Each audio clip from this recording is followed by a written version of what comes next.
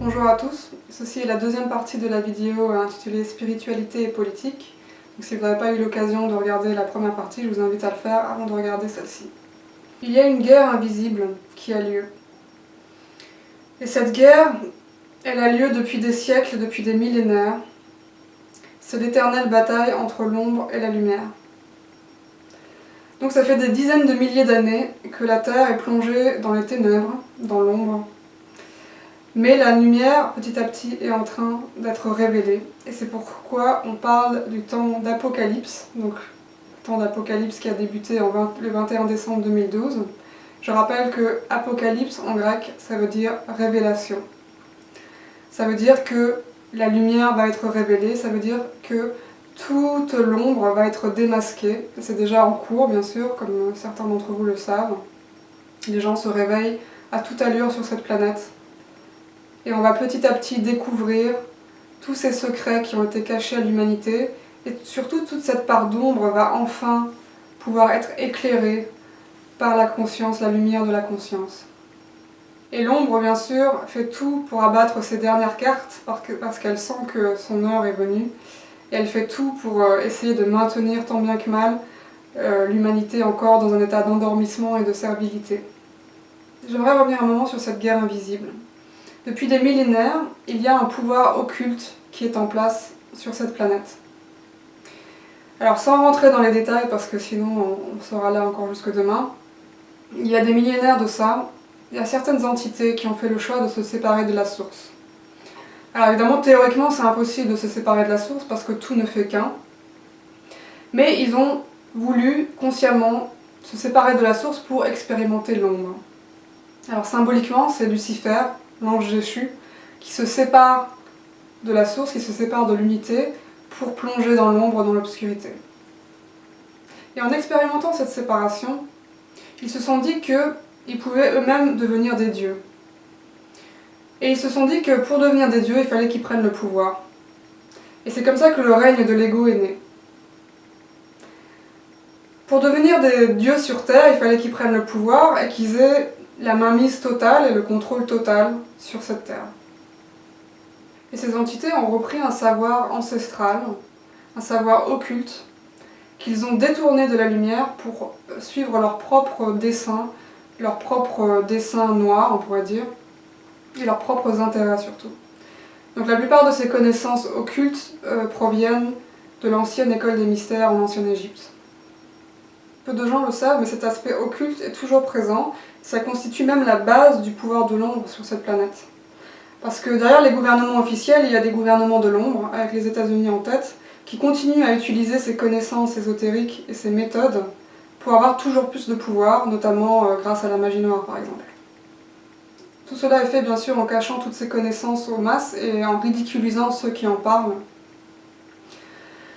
Mais si les gens savaient vraiment ce qui se passait derrière le rideau, il y aurait une révolution et des lynchages en public demain dans les rues. Par exemple, l'affaire du Pizzagate, ce n'est que la partie émergée de l'iceberg. Ce n'est que la partie émergée d'un gigantesque réseau pédophile sataniste. Donc on parle vraiment de viol d'enfants, de torture et de sacrifice même au nom d'entités non humaines, et j'en ai des frissons quand j'en parle parce que voilà. Il y a un reportage de France 3 qui a été fait là-dessus, sur donc les réseaux pédophiles satanistes dans les milieux du pouvoir, en tout cas qui sont protégés par les milieux du pouvoir tels que la justice et les politiques. Donc c'est une émission qui a été diffusée une fois, je pense, le soir, qui ensuite a été complètement retirée, complètement censurée. Je pense qu'elle est toujours disponible sur internet. Quand on parle de satanisme, on ne parle pas de gens qui vénèrent Satan, le prince des ténèbres et tout cet aspect folklorique, ça n'a rien à voir avec ça. C'est quoi vraiment la devise du satanisme? Pas de Dieu autre que toi, ou ni maître ni Dieu, qu'on retrouve parfois dans certaines loges maçonniques. Donc ce sont en fait des gens qui ont décidé de défier Dieu et de devenir des dieux eux-mêmes, de s'ériger eux-mêmes en dieux, à devenir des dieux sur Terre. C'est pour ça qu'ils sont dans une recherche de pouvoir et de contrôle total, et aussi dans cette dynamique de l'ego, parce que l'ego se satisfait jamais de ce qu'il a, il veut toujours plus, toujours plus, toujours plus, toujours plus. C'est pour ça qu'on est en fait dirigé entre guillemets par des psychopathes en fait, hein, qui veulent toujours plus de pouvoir, toujours plus d'argent. et qui saccagent notre planète Terre pour leurs propres intérêts, et qu'on est dans une situation qui est complètement absurde. Les personnes qui ont basculé dans l'ombre sont souvent des personnes qui ont subi des traumas importants et qui se sont donc complètement coupées de leur lumière, complètement coupées de leur part divine et de leurs émotions. C'est pour ça que ce sont des gens qui n'ont aucune émotion, qui n'ont aucune empathie, aucune compassion et qui sont capables de perpétrer vraiment des actes ignobles sur des êtres innocents comme les enfants. Ce pouvoir occulte utilise ensuite les médias, la télé, l'industrie du divertissement pour pervertir la jeunesse et faire passer des messages d'hypersexualisation et de violence. Donc la plupart du temps ce sont par des messages subliminaux, mais parfois c'est par des manières beaucoup plus directes. Et à titre d'exemple, j'ai en tête vraiment quelque chose que j'ai trouvé abominable et tellement dégueulasse. C'est la vidéo où Miley Cyrus est habillée en bébé et elle prend des poses sexuelles et suggestives tout en chantant « Baise-moi ». Donc ça c'est vraiment une apologie vraiment flagrante de la pédophilie. Et quand on sait qu'elle est suivie par des millions d'enfants et de très jeunes personnes, c'est absolument catastrophique. Alors pourquoi est-ce que je parle de tout ça aujourd'hui ?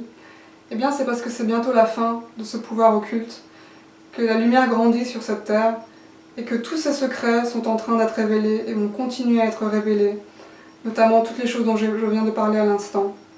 Comme le disait très justement John Lennon, on est tous le diable à l'intérieur et on est tous le Christ. On a justement cette opportunité, cette chance de pouvoir intégrer ces deux parts de nous, ces deux parts, cette dualité entre l'ombre et la lumière, d'intégrer les deux et de pouvoir choisir laquelle on a envie d'alimenter, laquelle on a envie de servir. Et l'être humain, il a vraiment une chance aussi incroyable d'avoir le libre arbitre. Parce qu'il peut avoir été toute sa vie un mouton endormi qui suit le troupeau. Et il suffit qu'il y ait une étincelle de lumière qui jaillisse dans sa conscience. Et tout d'un coup, il sort complètement de sa prison mentale. Il sort complètement de la matrice. Satnam. À bientôt.